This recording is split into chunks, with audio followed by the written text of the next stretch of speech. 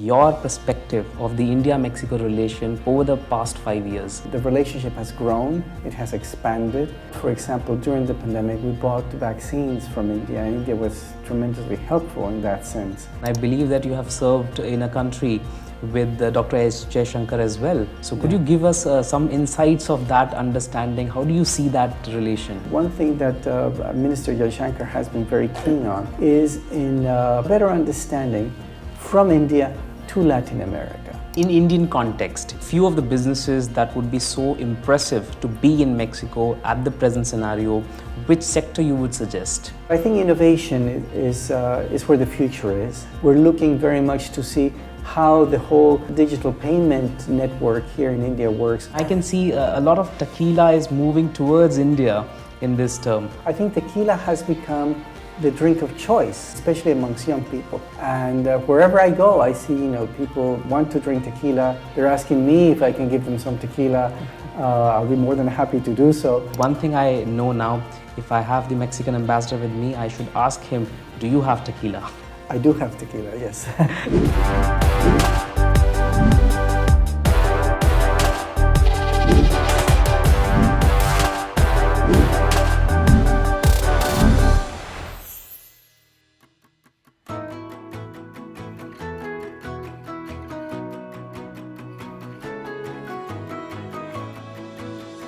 Welcome to the very special series by Mavastakon Foundation, Global Discussions. And in this particular series, we are going to talk about the ambassador's insight.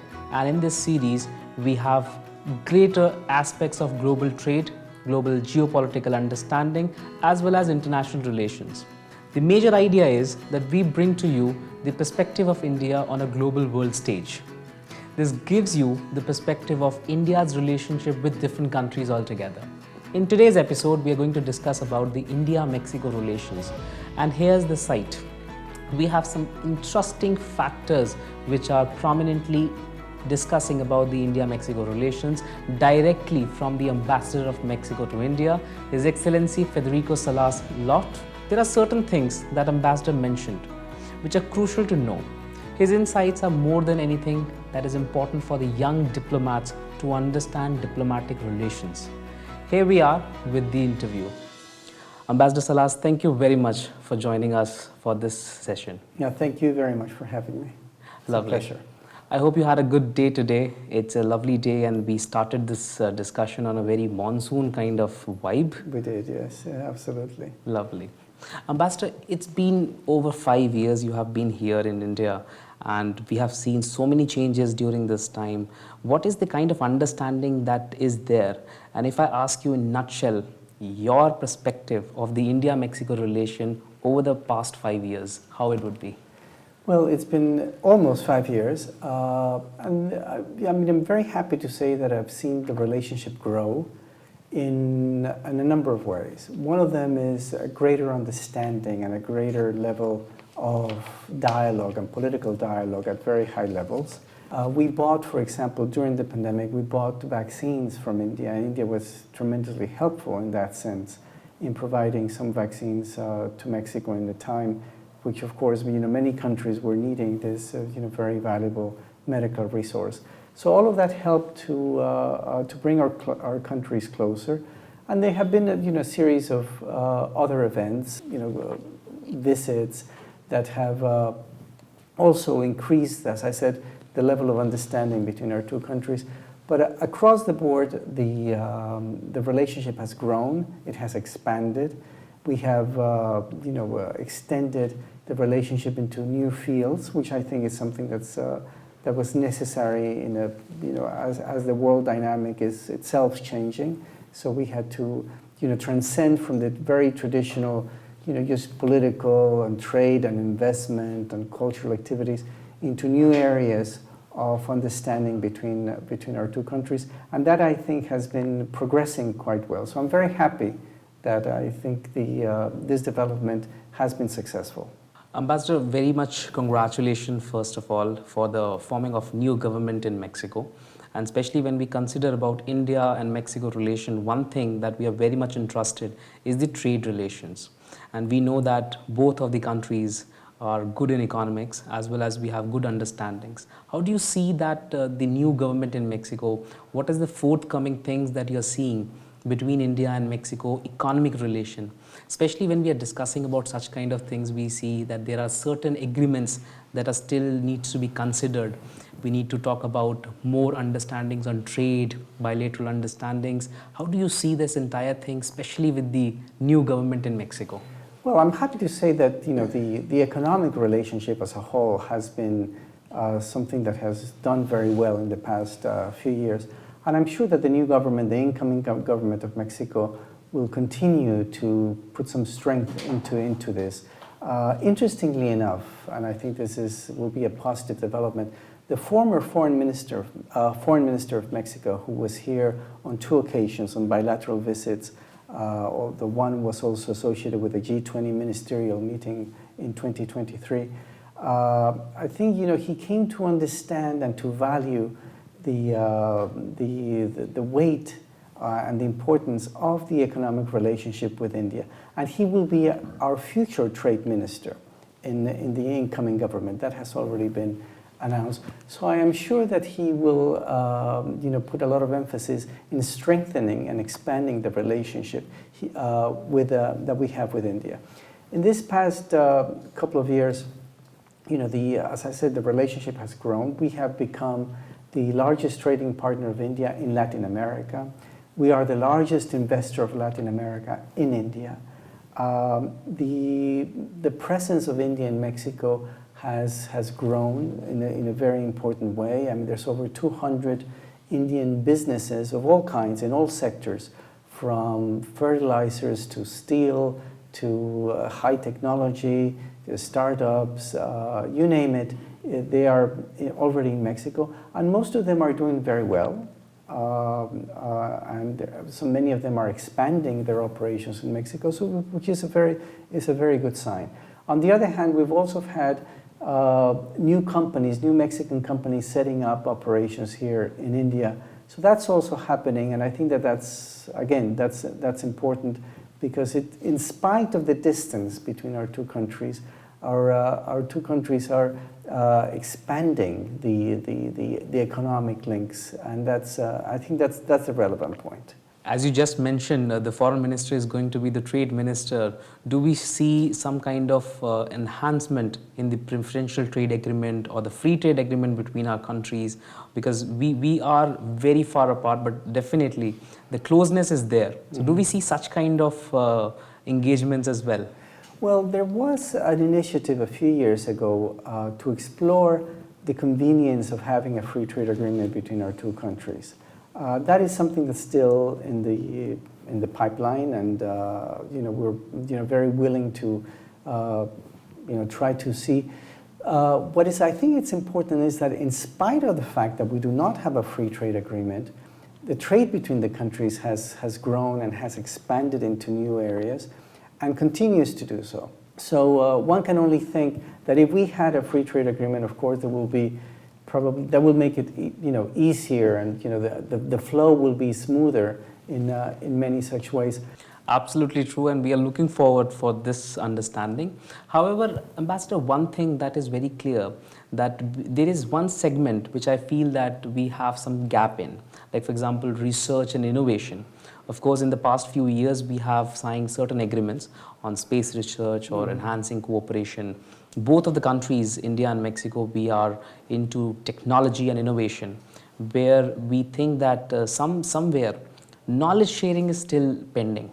So how do you see such kind of engagements where we can enhance people-to-people connections on research, giving more importance to the knowledge sharing on various grounds? There are so many important things and activities where we can enhance this cooperation. How do you see that? Well, one of the things that I was mentioning before is how we have, I think, taken the relationship into new areas, and especially more innovative areas of the relationship between two countries, and that's precisely what I was talking about, the whole innovation sector, which of course India is doing tremendous work, and it's I think it's one of the great motors of the Indian economy, and what is pushing India forward in many ways is the whole issue, questions like digitalization, its support to startups and such things. And in Mexico, we are looking very much into this, precisely this sector, because it's something that we want to increase the cooperation that exists between our two countries.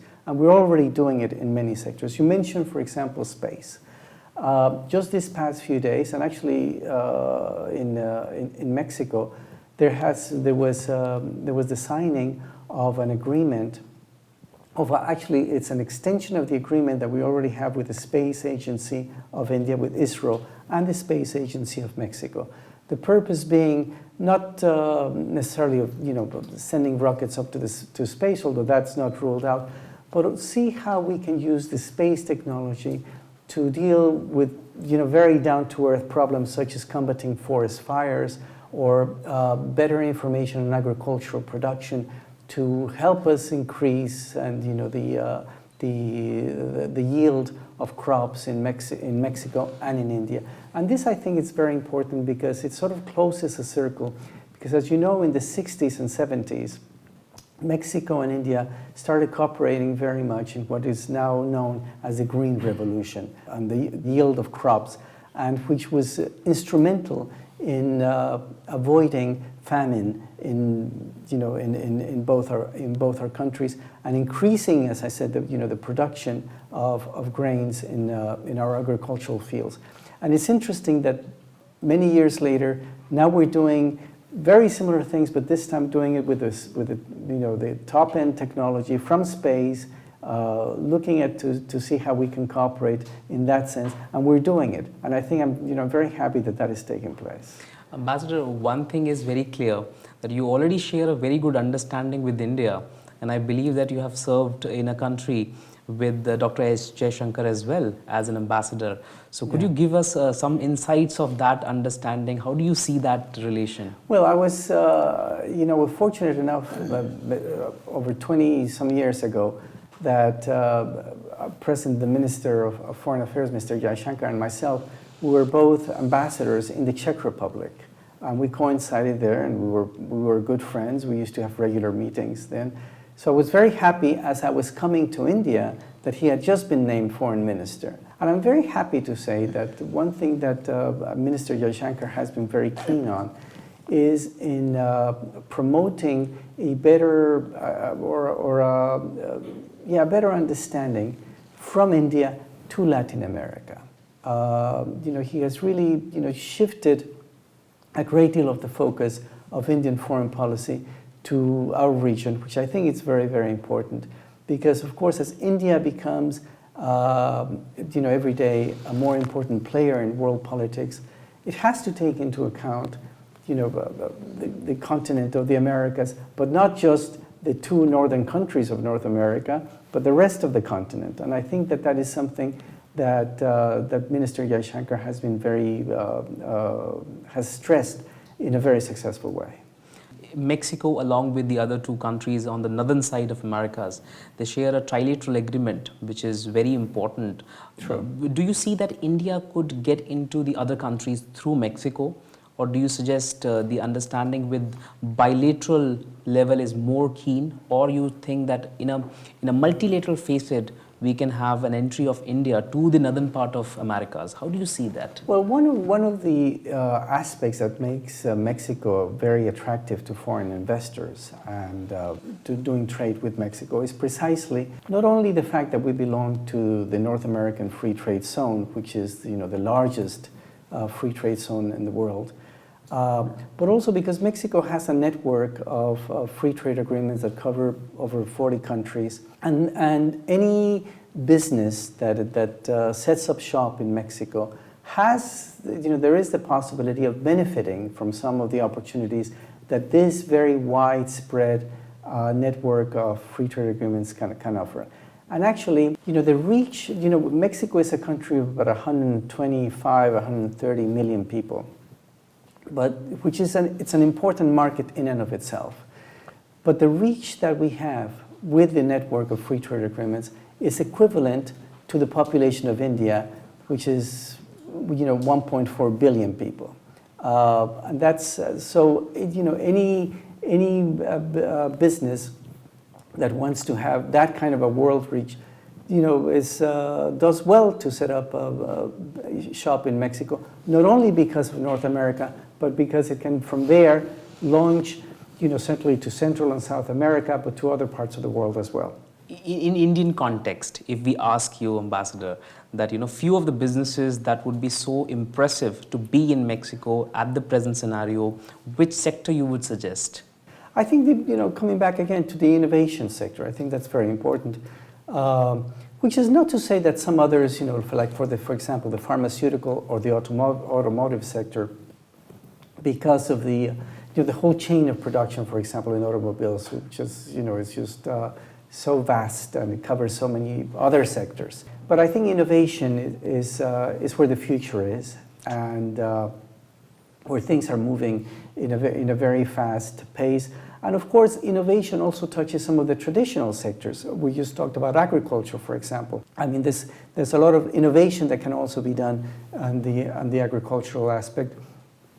There's also, for example, I think we're looking very much to see how the whole digital payment network here in India works, to see how maybe that can be implemented or something similar could be implemented in Mexico. So I think that there's an ample room there in that sort of high end of technology that where I see the future of our relationship moving to. It sounds so exciting to know that so many things are happening between the two countries.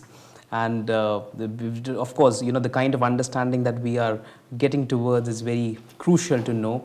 And in the beginning of the podcast only, we got into a lot of tough questions and very concentrated on the geopolitics and the understanding between India and Mexico. While I was discussing it with my team, my academics and research team, they said that, if you're interviewing the ambassador, it should be tough questions. Some of the questions which is like very, very crucial. But the idea is that these are the important ties that we have. And now coming on that tough part, I would definitely like to know that how do you handle tough situations? Because you have more than 40 years of experience in being a diplomat, representing Mexico in various platforms. So, because diplomacy is something where we have to be very subtle, and sometimes you need to be aggressive on situations, but it never happens. You have to handle things very diplomatically and gently. So how do you handle tough situations? If you can give some insights on that. Well, I think the key to it is that you have to be sensitive to the different different cultures and different ways of doing things, and certainly I mean there's a lot of talk about how India and Mexico are very similar, and there are a great deal of similarities, but at the same time we have our different ways of doing things. So being here in India, one has to learn how you have to sort of think how the other person is thinking, put yourself in somebody else's shoes and see how they're handling different situations. And I think that's very important. You have to, have the sensibility to feel and understand how will they respond to something that I need, that I require, that I can ask for. Fortunately enough, I think I haven't had any major problems here in India to speak of. But having said that, I mean, one needs to be, very patient here in order to get things done. And as I said, you have to understand how things do work here, which at times is not necessarily the way we work it in Mexico. If not India, anywhere else you had any very crucial situation which was very, you would consider that was a tough situation to handle, or maybe in some other country as an ambassador or as an envoy. So have you had any kind of crucial situation? Well, I have had, I have been in situations where, for example, there were natural disasters that were involved, or situations of conflict that affected the Mexican community that was in the country where I was. I was, ambassador in Israel for a number of years, and that was always an issue to be considered. Or I was also ambassador in Indonesia, where you have on a regular basis natural disasters, volcanoes that blow up and things like that. And we always had to be, on the alert as to whether there were no Mexican tourists in the area and see what we could do to help them. And here in India, of course, we've also had some issues like that. Not necessarily in India, but here the embassy, the Mexican embassy here in India, we also cover some of the neighboring countries. So we've had problems, for example, in Nepal, because we've had Mexican tourists that come to climb the Himalayas.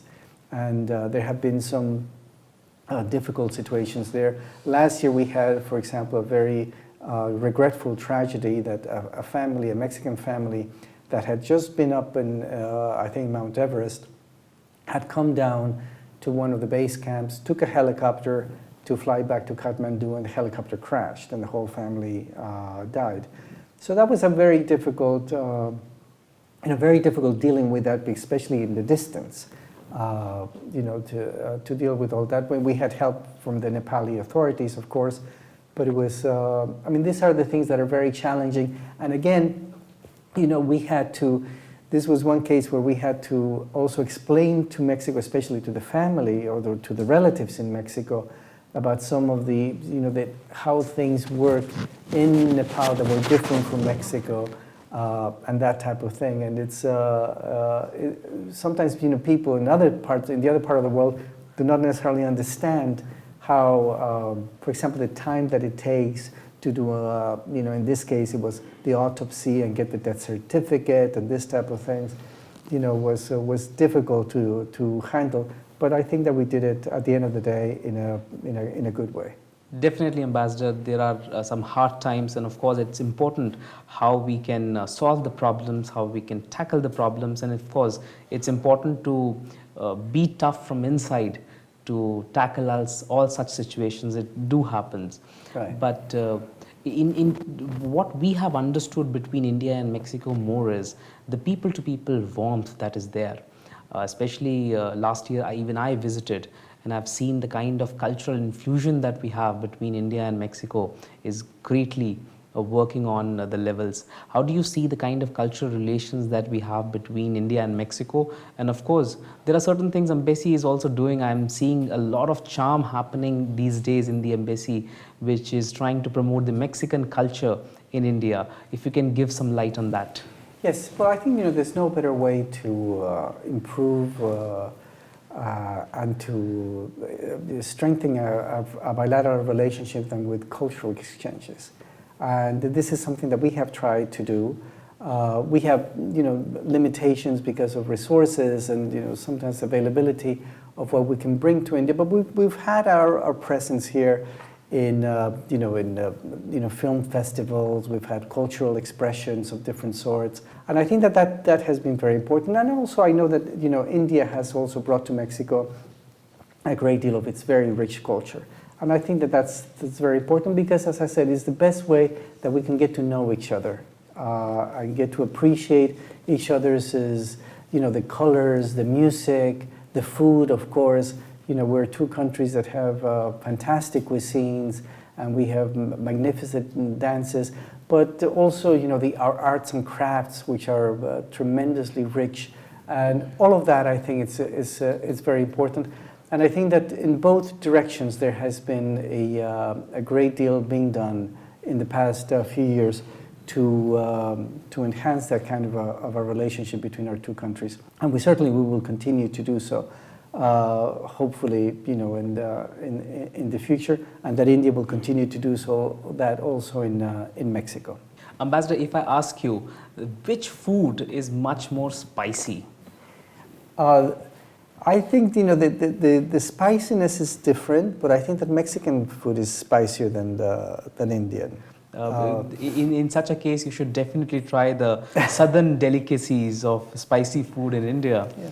I have tried food all over the country, but I can tell you, I think that some of the Mexican, after all, a lot of the chiles that you have here in India came from Mexico, so it's so we're responsible for that, for the spiciness of Indian food.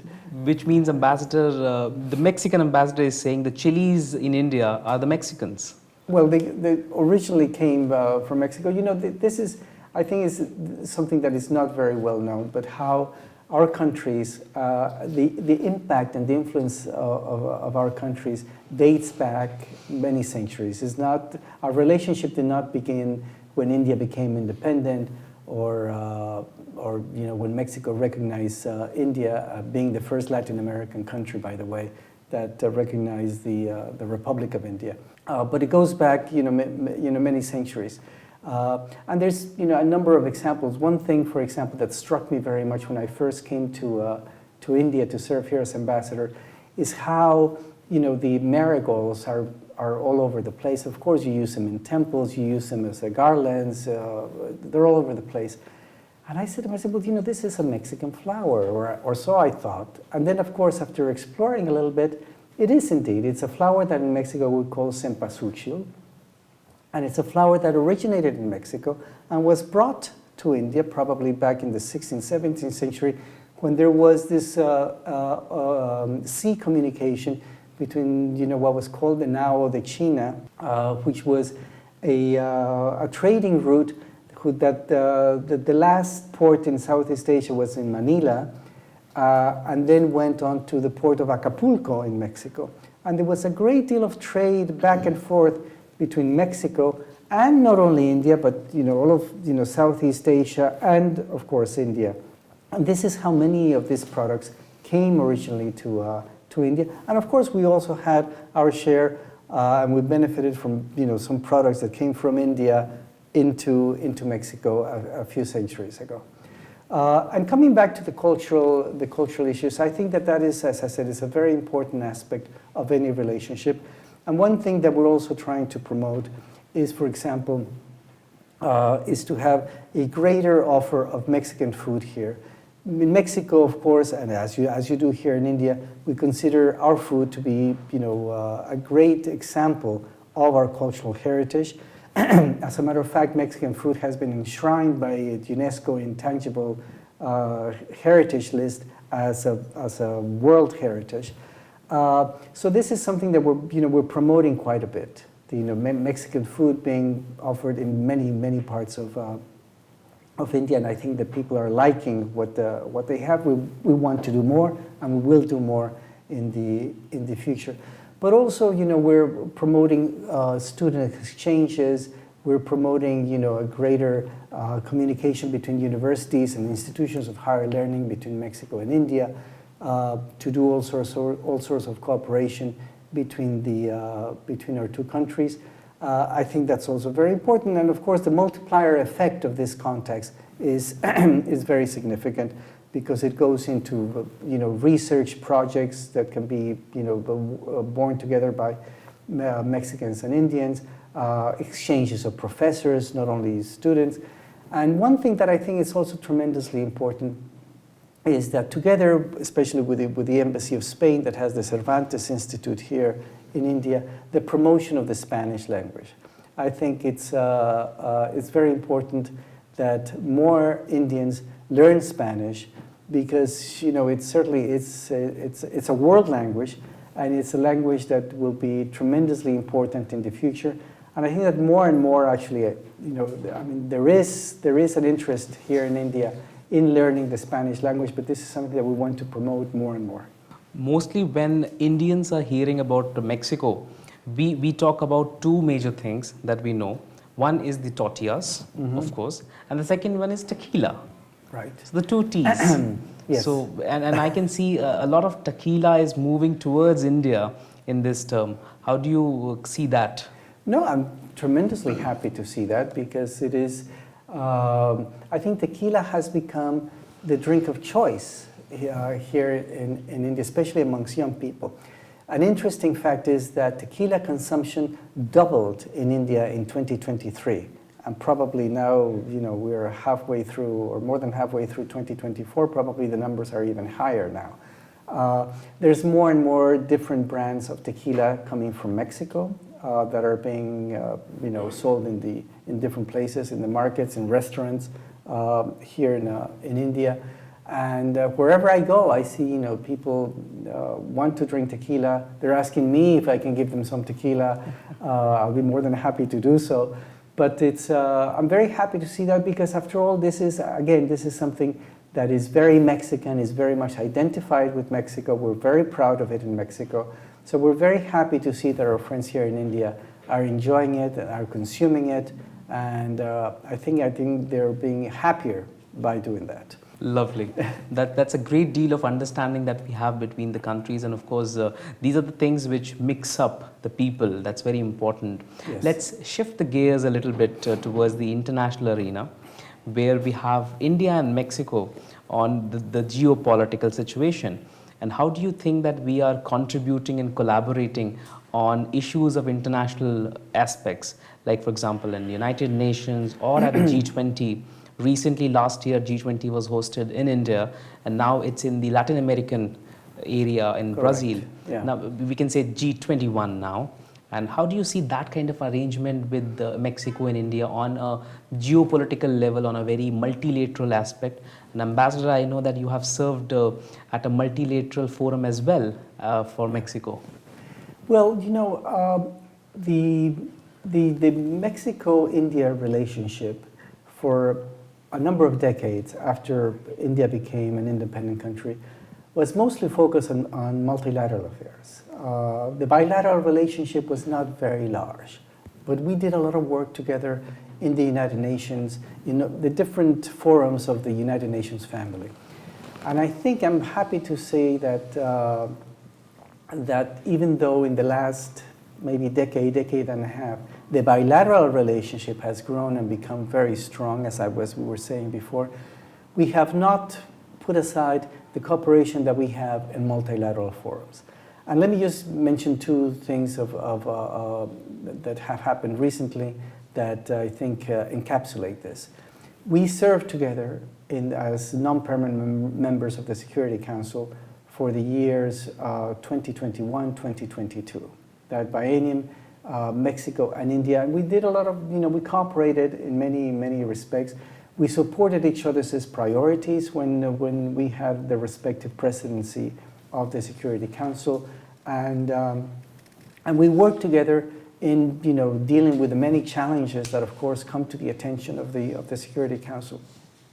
Now one may say, well, we're not necessarily always in agreement, but that's not the point. The point is that we come to constructive understandings to deal with the major challenges of the international agenda. And I think that the better example of that is also our presence during the G20 presidency of India in 2023. Again, we were very supportive of the priorities that India presented in the different working groups, and of course at the ministerial level and in the summit that took place here in Delhi in September last year.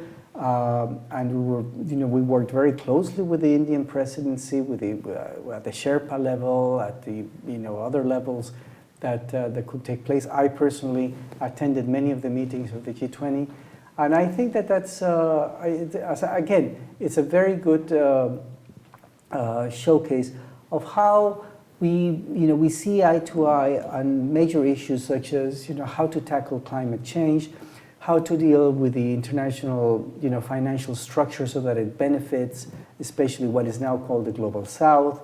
Working with India also in some of its priorities for the Global South, and many other issues that of course are of tremendous importance that set the agenda of the G20.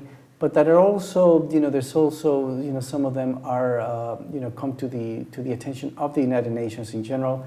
We were also working together to make sure that the 2030 sustainable agenda of the United Nations, that the goals of that agenda are met.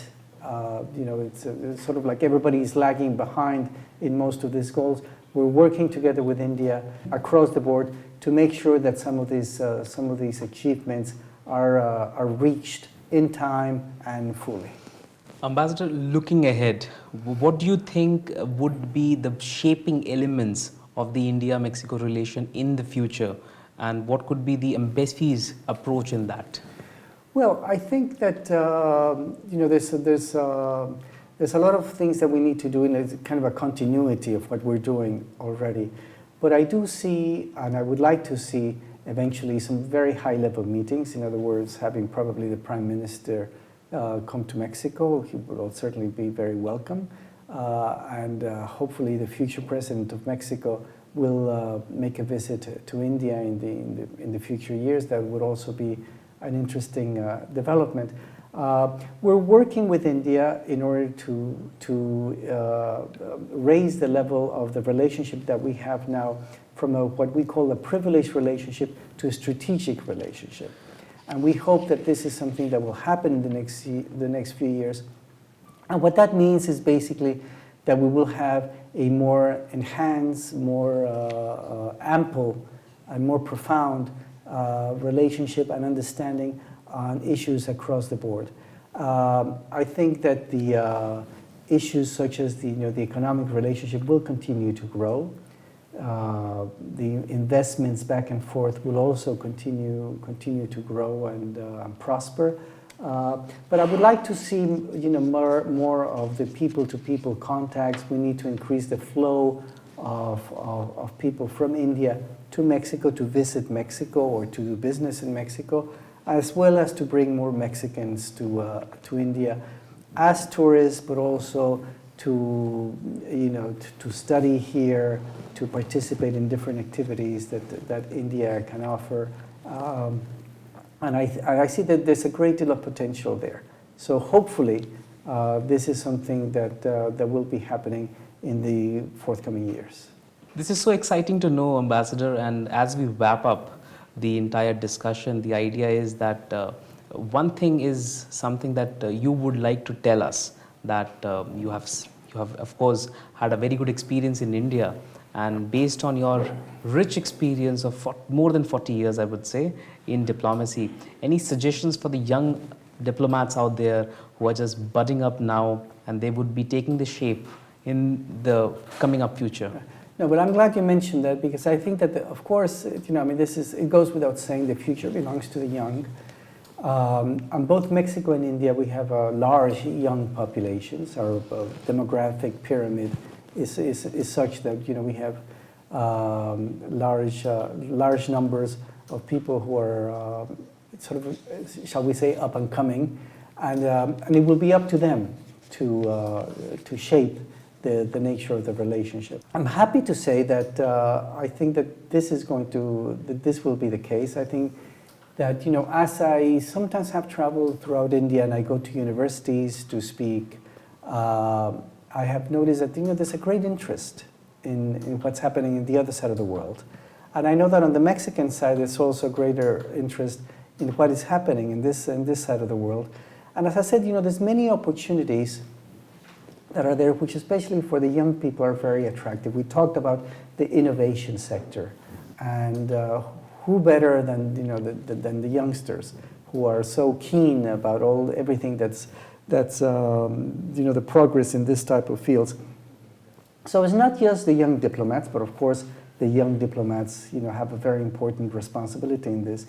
But I think that you have to expand it to other young people who are doing all different other types of activities, which I think are really where the future lies. Let me tell you something that I think is important. I mentioned that the Foreign Minister of Mexico was here both in 2022 and in 2023. And on both occasions, he brought with him what he called a business delegation. And what was important is that if you saw the age of the people in the business delegation, sort of the average age was like, anywhere between 25 and 30. Most of these people, men and women, were, representatives of startups and were people who were in the innovation sector of different fields. And they came to India to meet with their counterparts here in Delhi, in Bangalore, and Mumbai, etc. And there was a very, very productive dialogue, a very engaging conversation that began between these groups. And I see there that's where the potential of the future relationship lies. Wonderful. Thank you so much, Ambassador, for sharing your insights and your valuable time with us. Definitely, this is the kind of understanding we are developing, and we will definitely see you doing that more and more. Thank you very much, Ambassador. Oh, thank you very much for this opportunity. Thank you. And moving ahead, one thing I know now, if I have the Mexican ambassador with me, I should ask him, do you have tequila? I do have tequila, yes.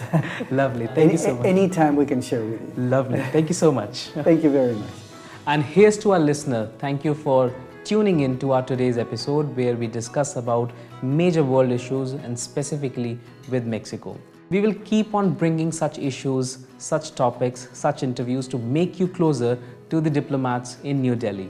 Thank you so much for our production team who has been driving the entire force, the God Bless Films, which is doing such a great job in understanding this entire arena, bringing close to the entire arena of diplomatic relations to you. Until next time, to know more about the geopolitical understanding and the global diplomacy, stay tuned with us. Till then, I am your host Mohit Srivastava, signing off.